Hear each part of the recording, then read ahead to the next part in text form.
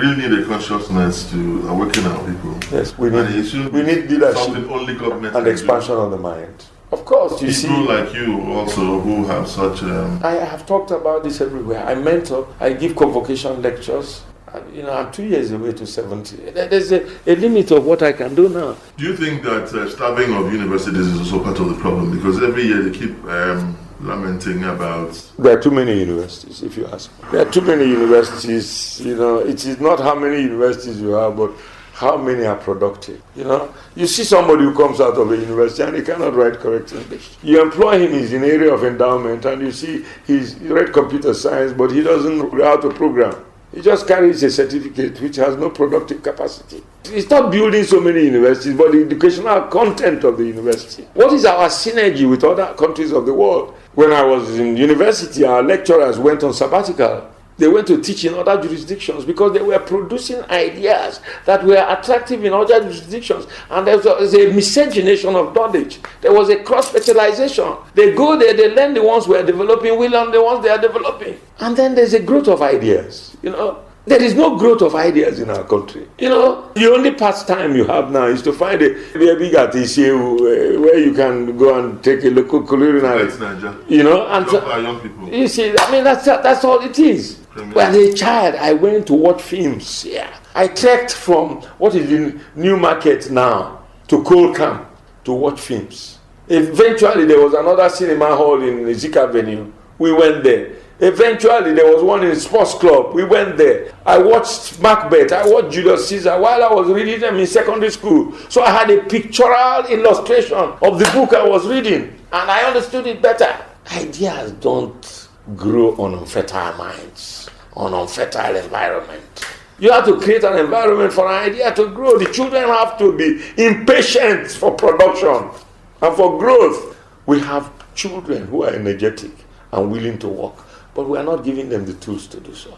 And we are recognizing people not because of their contribution to society, but because of their aggrandizement of society. So the emblems of achievement that spur people on to become something is jaundiced. It's upside down. Terrible. Not serious. After coronavirus, and let me just use ravages, but I pray it doesn't happen like that over here.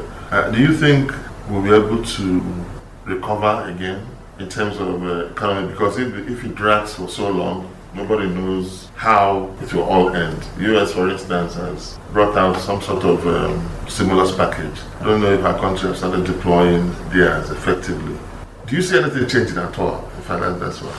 If we recover from the health hazard, the trajectory of attention will change to the economics. Right now, we're a broke nation because against a budgeted capacity of $57 a barrel, oil has fallen to 20, 25, 27. It's fluctuating every day depending on the war between the Soviet Union and Saudi Arabia in terms of flooding the market with produce. And Saudi Arabia doesn't mind because it is a very large producer. America produces 12 million barrels of shale oil every day. And Saudi Arabia produces something like 9.7. And Saudi Arabia doesn't mind upping up the quantity in the market because it doesn't matter how low the price is, it will still have a gargantuan return. The high seas in the world are warehouses now. They are vessels containing crude oil that nobody is demanding for. What does that mean? Our earning as a country is down. And don't forget, we have a debt profile that is very high, which we must pay. So whatever savings we have now is going to be devoted to paying off our debts. Now, we are not earning new money. The cost of production of 1 barrel of crude oil by NNPC is $17. So if we are selling it at $20, we're only getting a net income of about $2 after all the shipping services and stuff have taken on. Or nothing. If we get $2, they will look for restructuring by force now. What will the federal government be sitting to allocate revenue to? It's a waste of time. So every state should go home and husband its resources to the best of its ability and export those it can export. Oil is no longer Father Christmas. We are going to go into a serious economic crisis. Many of the federal ministries and establishments will be closed because there is no capacity to meet the recurrent expenditure. You can't pay the salaries. Already pensions are not paid as and when due. So with this unprecedented drop of expected revenue, what are you going to face? A broke nation. Public services will die.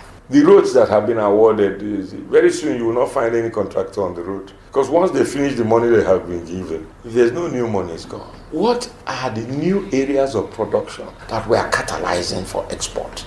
In the last 4 years, our non-oil income has remained on the same level of percentage. It has not increased or decreased. So there is no new wealth coming from non-oil resources. What kind of country? We have been fighting a war on the Boko Haram front, which is taking us billions of dollars. And you see no new equipment bought. These things are going into the pockets of people.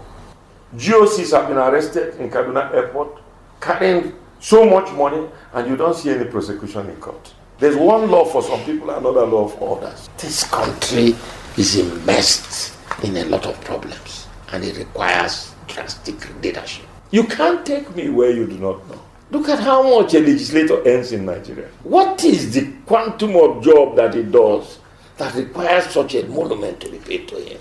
I mean, something is fundamentally wrong. I hope that COVID-19 shocks us into a realization that we've been wasting our potentialities for a long time and brings out amongst you people who are young the correct leadership. This country has enormous resources. We could be greater than China, but we have the wrong leadership, the wrong orientation. We have been reminded of our ethnic cleavages. Look, if you go to Yoruba land now, you find a lot of Igbo women who are married there. And there are Yoruba women who are married here. If you go to the north, the same thing. At the end of the war, it became a status symbol for every general to marry an Igbo woman. We have so mixed. The miscegenation is so much that these ethnic divisions that we have now are going to have a toll on products of mixed marriages. Children whose mothers are Igbo and they are married to Fulanis are going to begin to ask themselves, do I really have anything to do with my mother's home?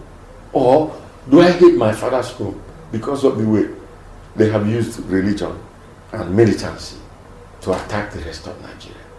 We don't need this. A Katsina man called Umaru Altini was elected mayor of Enugu by adult suffrage.